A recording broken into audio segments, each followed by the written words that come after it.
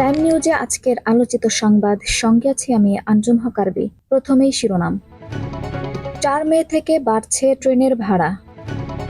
সাবেক আইজিপি বেনজিরের দুর্নীতি অনুসন্ধানে দুদক। ব্যর্থতার দায় স্বীকার করে ইসরায়েলি গোয়েন্দা প্রধানের পদত্যাগ। ঢাকায় এলেন কাতারের আমির। বিএনপির সমাবেশ স্থগিত। তীব্র গরমে রাজধানীতে জামায়াতের পানি ও স্যালাইন বিতরণ। সিরিয়ায় মার্কিন ঘাঁটি লক্ষ্য করে ইরাক থেকে রকেট হামলা। এবার বিস্তারিত।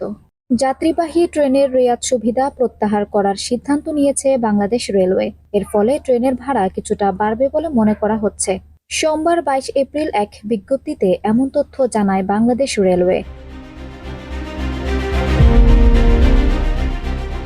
পুলিশের সাবেক মহাপরিদর্শক আইজিপি বেনজির আহমেদ ও তার পরিবারের বিরুদ্ধে ওঠা অবৈধ সম্পদ অর্জনের অভিযোগ তদন্ত করবে দুর্নীতি দমন কমিশন দুদক। সংস্থাটির উপপরিচালক হাফিজুর রহমানের নেতৃত্বে অনুসন্ধানের জন্য 3 সদস্য বিশিষ্ট একটি কমিটি গঠন করা হয়েছে।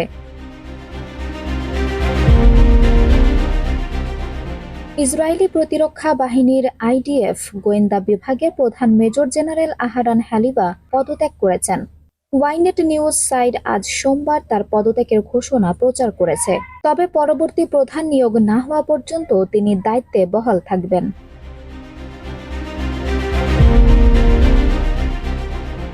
দুদিনের সফরে ঢাকায় এসেছেন কাতারের আমির Sheikh Tamim bin Hamad Al Thani.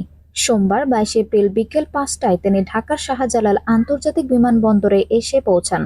গত জানুয়ারিতে প্রধানমন্ত্রী শেখ হাসিনার নেতৃত্বে আবারও সরকার গঠনের পর মধ্যপ্রাচ্য থেকে এটিই প্রথম কোনো রাষ্ট্রপ্রধানের সফর।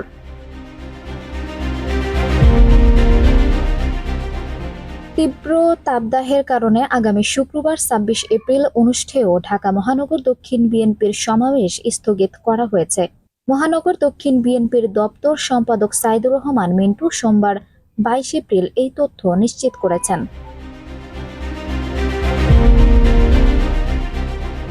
চলমান তীব্র দাবদাহে পিপাসার্ত মানুষের মাঝে সুপেয় পানি ও স্যালাইন বিতরণ করেছে বাংলাদেশ জামায়াতে ইসলামী ঢাকা মহানগরী দক্ষিণের নেতাকর্মীরা।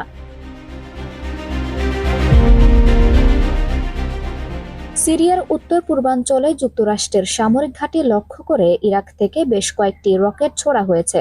গতকাল রোববার রাতে ইরাকের জুম্মার শহর থেকে ওই হামলা চালানো হয়।